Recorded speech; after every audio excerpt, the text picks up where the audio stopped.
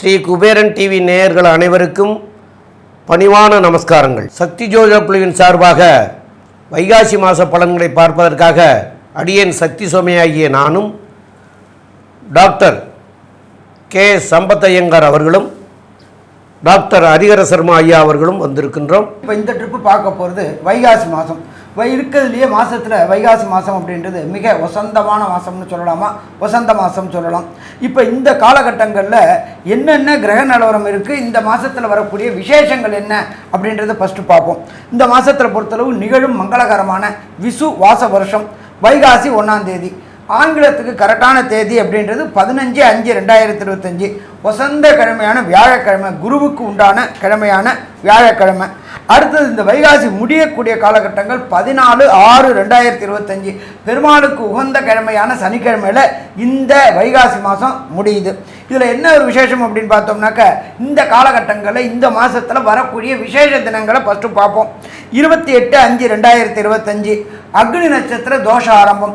அக்னி நட்சத்திரம் ஆரம்பித்தது அப்படின்றது 4ஆம் தேதி ஆரம்பிச்சிச்சு. இப்போ இந்த மாதத்தில் விசேஷ தினங்கள் அப்படின்றது ஃபஸ்ட்டு பார்ப்போம். இந்த காலகட்டங்களில் அக்னி நட்சத்திரம் தோஷம் முடிய காலகட்டங்கள், அதாவது தோஷ நிவர்த்தி ஆகக்கூடிய காலகட்டங்கள் அப்படின்றது 28/5/2025 இந்த அக்னி நட்சத்திரம் முடியுது. அதுக்கு அடுத்தது பார்த்தோம்னாக்க 9/6/2025 வைகாசி விசாகம். எம்பெருமான் முருகனுக்கு உகந்த நாள் அப்படின்றது வைகாசி விசாகம். அதுக்கு அடுத்தது 10/6/2025 செவ்வாய்க்கிழமை. இதில் என்ன ஒரு விசேஷம் அப்படின்னாக்க, வைகாசி பௌர்ணமி. ஒவ்வொரு பௌர்ணமிக்கு ஒரு விசேஷம் உண்டு. இந்த வைகாசி பௌர்ணமிக்கு மிக மிக விசேஷமானது. இதை தவிர காஞ்சியில் உள்ள ஸ்ரீ ஸ்ரீ மகா பரிவாளான சந்திரசேகர சரஸ்வதி சாமிகளுடைய ஜெயந்தி நாள் அன்னைக்கு தான் வருது. இதை தவிர இந்த வாஸ்து புருஷன் அப்படின்றது எப்படின்னாக்க, வருஷத்துக்கு 8 முறை நித்திரை விடக்கூடிய நாள். அப்படியேற்பட்ட பரம பவித்திரமான நாள் வரக்கூடியது 4/6/2025 வாஸ்து புருஷன் நித்திரை விடக்கூடிய நாள். நித்திரை விட்டு அவர் எழுந்திருக்கக்கூடிய நாள். அதுவும் அந்த பர்டிகுலர் டைம். இந்த நீண்ட நாட்களாக வீடு வாங்கணும், இடம் வாங்கணும் அப்படின்னு நினச்சவங்க மனபூஜை போடக்கூடிய நேரம் காலையில் 9:05 10:35 இந்த வாஸ்து பூஜை போட்டோம்னாக்க கண்டிப்பாக வீடு கட்டுறதுல எந்த விதமான தடங்கல்களும் தாமதம் இல்லாமல் நினச்ச டயத்தில் கேட்ட இடத்துல பணமும் கிடைக்கும், கேட்ட நேரத்தில் முடியக்கூடிய வாய்ப்புகளும் இந்த வாஸ்து புருஷன் நித்திரவிட நாளில் இருக்குது. இதை தவிர கோச்சாரத்தில் பார்ப்போம். இந்த வைகாசி பிறக்கக்கூடிய நாளில் என்னென்ன கிரகங்கள் எங்கெங்கே இருக்காங்க அப்படின்றத ஃபஸ்ட்டு பார்ப்போம். காலபுருஷ தத்துவத்தின் முதல் ராசியான மேஷ ராசியில் புத பகவானும், 2வது ராசியான ரிஷப ராசியில் சூரிய பகவானும், 3வது ராசியான மிதுனத்தில் குரு பகவானும், 4வது கர்க்கடகத்தில் செவ்வாயானவர் நீச்சம் நிலையை அடைஞ்சிருக்கக்கூடிய காலகட்டங்கள்லையும், சிம்மத்தில் கேது பகவானும், சிம்மத்துக்கு நேரான சதசப்தமமான கும்பத்தில் சனி பகவானும் ராகு பகவானும் இருக்காங்க. காலபுருஷ தத்துவத்தின்படி 12வது ராசியான மீன ராசியில் சுக்கிர பகவான் உச்சம் பெற்றிருக்கார். இதில் ஒரு விசேஷம் என்ன அப்படின்னாக்க, இந்த வைகாசி மாதத்தில் பொறுத்தளவுக்கு ராகு கேதுவின் இடையில எல்லா கிரகங்களும் ஆப்டாங்க. இதுக்கு பேர் கிரக மாளிகா யோகம்னு பேர். ஆரம்ப கட்டத்திலேருந்து அந்த முடிகிற கட்டங்கள் வரணும் அந்த 9 கிரகங்களும் அந்த கட்டத்தில் தொடர்ந்து இருக்கிறது. இதை மாதிரி வர்றது அப்படின்றது பெரிய அற்புதமான காலகட்டங்கள். இந்த வைகாசி மாதம் இவ்வளோ ஒரு அற்புதமான மாதம் இருக்குது. இதை நம்மளோட ஜோதிட சாஸ்திரத்தில் என்ன சொல்லுவோம் அப்படின்னாக்க, கால சர்ப தோஷம் அப்படிம்போம். அந்த கால சர்ப தோஷத்துக்கு என்னென்ன பரிகாரம் அப்படின்றதையும் நம்ம பார்ப்போம். அப்போ இதுக்கு அடுத்தது பார்த்தோம்னாக்க, இந்த வைகாசி மாதத்தில் ஒவ்வொரு ராசிக்கும் என்னென்ன நற்பலன்கள் என்னென்ன கெடுபலன்கள்ன்றதை பார்ப்போமா. இப்போ மொத்தத்தில் இந்த மாதம் பார்க்கும்பொழுது திடீர் பண வரவுகள் வரக்கூடிய வாய்ப்புகள் உண்டு. அதே போல் ஆரோக்கியத்தில் மேம்படக்கூடிய தன்மைகள் உண்டு. கடந்த காலகட்டங்களில் உடல்நிலையில் தொந்தரவு இருந்தவங்களுக்கு ஆரோக்கியம் மேம்படக்கூடிய வாய்ப்புகள் உண்டு. கடந்த காலகட்டங்களில் திருமணத்தின் தடையும் தாமதமும் ஏற்பட்டு இருந்தவங்களுக்கு திருமண தடையும் தாமதங்களும் விலகக்கூடிய வாய்ப்புகள் உண்டு. ஒரு சில பேர் பொறுத்தளவுக்கு 2வது தார அமைப்பு, கணவன் இழந்தவரோ மனைவி இழந்தவரோ 2வது தார அமைப்பு பார்க்கக்கூடியவங்களுக்கு 2வது தார அமைப்பு கிடைக்கக்கூடிய வாய்ப்புகளும் உண்டு. நீண்ட நாட்களாக உத்தியோகம் கிடைக்கல, வேலை இல்லை அப்படின்னு கஷ்டப்பட்டுட்டு இருந்தவங்களுக்கு வேலையும் கிடைக்கக்கூடிய வாய்ப்புகள் உண்டு. குழந்தை பாக்கியம் இல்லாமல் இருந்தவங்களுக்கு இந்த வைகாசி மாதம் குழந்தை பாக்கியம் கிடைக்கக்கூடிய வாய்ப்புகளும் உண்டு. அன்பார்ந்த தனுர் ராசி அன்பர்களே, உங்களுக்கு இந்த விசுவாச வருஷம் வைகாசி மாதம் எப்படி இருக்குன்னு பார்க்கலாமா? கண்டிப்பாக பார்க்கலாம். ராசிநாதனான குரு பகவான் 4 நாளைக்கு முன்னாடி மாறிட்டார். எப்போ மாறினார்? 15/5/2025 நம்ம வைகாசி பிறக்குது. அதுக்கு முன்னாடியே 11/4/2025 15/2025 மாறிட்டார். மாறி 4 நாளில் உங்களுக்கு யோகத்தை கொடுக்க போகிறார். அது என்ன சாமி? கண்டிப்பாக கொடுப்பார். ராசிநாதன் எப்போ ராசியை பார்க்குறாரோ அப்போ வெற்றி வெற்றி வெற்றி. குருவை பொறுத்தளவுக்கு 40 நாளைக்கு முன்னாடியே அவர் கொடுக்கக்கூடிய பலன்களை கொடுப்பார். அப்போ 40 நாளைக்கு முன்னாடியே ஆரம்பிச்சிட்டாரு. இப்போ மாறி 4 நாள் ஆக போகுது. தொடக்க காலகட்டங்கள்லேருந்தே வெற்றி வெற்றி வெற்றியை குவிக்கக்கூடியது இந்த தனுர் ராசி அன்பர்கள். முயற்சி ஸ்தானத்தில் சனி பகவான் இத்தனை காலகட்டங்கள் தனித்து இருந்தார். இப்போ கூட ராகுவும் சேர்ந்தார்.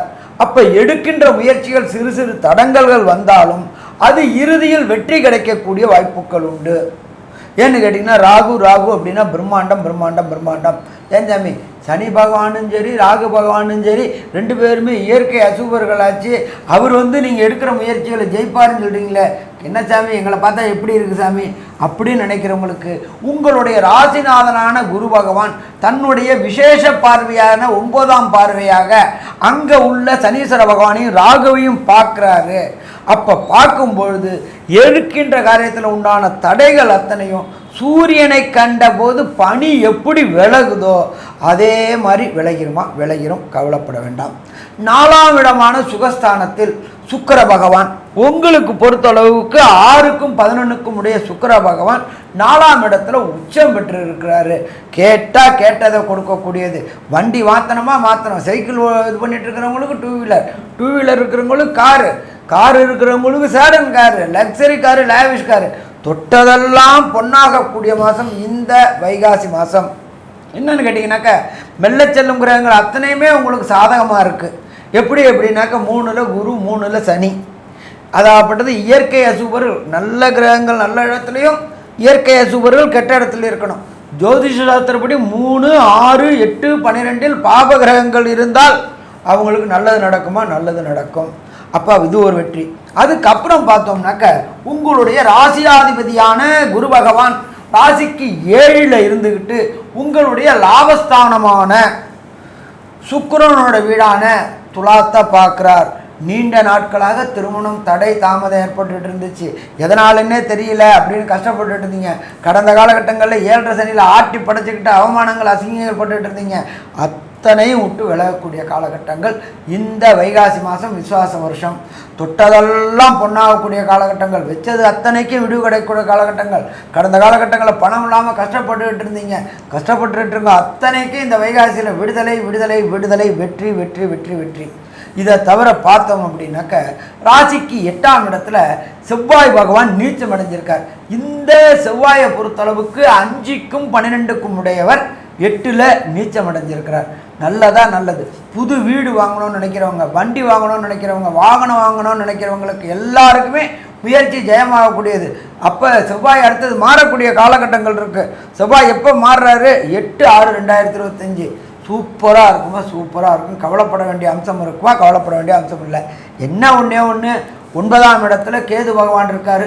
தகப்பனுக்கு உடல் நலத்தில் தொந்தரவு வரக்கூடிய வாய்ப்புகள் உண்டு. கேது அப்படின்னாலே நுண்கிருமி. அப்போ அந்த கேது பகவான் வந்திருக்கிறதும் உத்திராடம் எதிர மகம் பூரம் உத்திர நட்சத்திரத்தில் வந்திருக்காரு. சூரியனோட வீட்டில் வந்திருக்காரு. தகப்பனுக்கு கண் நோய் வரக்கூடிய வாய்ப்புகள் உண்டு. அதனால் கண்ணில் ஏதாவது உபாதை வந்திருக்கு அப்படின்னு தகப்பன் சொன்னார்னா உடனே உங்களுடைய கண்டாக்டரை பாருங்கள். Prevention is better then cure. அப்போ மொத்தத்தில் பார்த்தோம் அப்படின்னா இந்த தனுர் ராசிக்கு வைகாசி மாதம் சூப்பராக இருக்கும். சரி, இப்போ இதில் 6ல் சூரியன் இருக்காரு. அவர் என்ன செய்வார்? 5, 6, 7க்கு புதன் மாறுறாரு. அவர் என்ன பண்ண போகிறாரு அப்படின்றது நம்மளோட அஸ்ட்ரோ கேஎஸ் ஐயங்கார் அவங்க விரிவாகவும் விளக்கமாகவும் சொல்லுவாங்க. ஐயா, அற்புதமாக சொன்னீங்க. முதல்ல இப்போ ஒரு மிகப்பெரிய ஏற்றம் என்ன அப்படின்னா 5, 6, 7ல் புதன் போகும்பொழுது திருமண யோகத்தை நிச்சயமாக கொடுக்கக்கூடிய வாய்ப்புகள் உண்டு. ஏன்னா உங்களுடைய ராசிக்கு பார்த்தாலும் 7ஆம் இடத்துல குரு இருக்குது. குருவினுடைய பார்வை இருக்குது. புதனும் 7ஆம் இடத்தில் வரும்பொழுது 7ஆம் அதிபதி 7ஆம் அதிபதியான புதனும் அதாவது குரு அப்படின்றவர் குரு பலன் வந்துருச்சான்னு கேட்பாங்க. குரு பார்க்க கூடியன்மை, குரு பார்த்தா திருமண யோகம் வரும்னு சொல்லுவாங்க. அந்த மாதிரி 7ஆம் இடத்துல குரு வர்றதும் நிச்சயமாக கல்யாணம் வரக்கூடிய, அதாவது திருமணத்துக்கு பார்த்து கொண்டு இருக்கக்கூடிய ஆணாக இருக்கட்டும் பெண்ணாக இருக்கட்டும் அவர்களுக்கு கண்டிப்பாக திருமண யோகம் உண்டு. இந்த மாதத்தில் பார்த்தாலேயானால் 5ஆம் இடத்தில் இருக்கக்கூடிய அதாவது புதன் உங்களுக்கு ஒரு பெரிய ஏற்றத்தை கொடுப்பார். ஏன்னா அவரே 7ஆம் அதிபதி. 7ஆம் அதிபதி அப்படின்னு சொல்லக்கூடியவர் 7க்கு 11ஆம் இடத்துல இருக்கிறது பெரிய விசேஷம். இதன் மூலியமாக பார்த்தாலேனால் உங்களுக்கு புதிய பதவி, புகழ், அந்தஸ்து, கௌரவம்லாம் வரக்கூடிய வாய்ப்பு. அதை தவிர பார்த்தீங்கன்னா இந்த கலைத்துறையில் இருக்கிறவங்க, ஆர்ட் டைரக்டர்ஸ் இவங்களுக்கெல்லாம் பெரிய ஏற்றம் கிடைக்கக்கூடிய வாய்ப்பு. அது தவிர தங்கம் வியாபாரம் பண்ணுறவங்க, அது தவிர கணிதத்துறையில் இருக்கிறவங்க, அக்கௌண்ட்ஸில் இருக்கிறவங்க இவங்களுக்கெல்லாம் பெரிய ஏற்றம் கிடைக்கக்கூடிய வாய்ப்புகள் நிச்சயமாக இருக்கும்.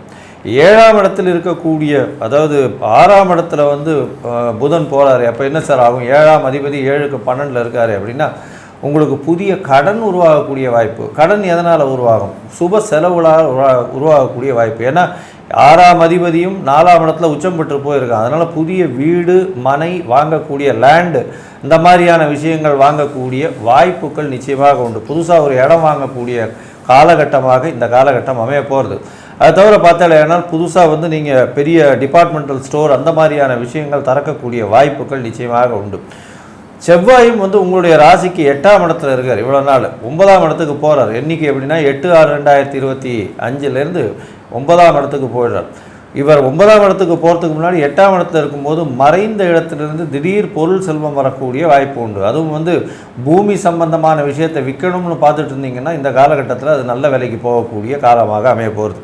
அது தவிர பார்த்திங்கன்னா தாயினுடைய இதுலேருந்து வழி சொத்துக்கள் அப்படின்னு சொல்லக்கூடியது நிச்சயமாக உங்கள் கையில் வந்து சேரக்கூடிய வாய்ப்புகள் இந்த காலத்தில் நிச்சயமாக இருக்கும். உங்களுடைய முயற்சிகள் எல்லாமே வெற்றிகரமாக இருக்கும். ஏன்னா சனி ராகு 3ஆம் இடத்துல இருக்கிறது பெரிய விசேஷம். இருந்தாலும் சில நாட்கள் உங்களுடைய முயற்சியை தள்ளி போடுறது நல்லது. அந்த சில நாட்கள்னு சொல்கிறது சந்திராஷ்டமம், 8ஆம் இடத்துல சந்திரன் மறைந்து இருக்கக்கூடிய காலகட்டம்.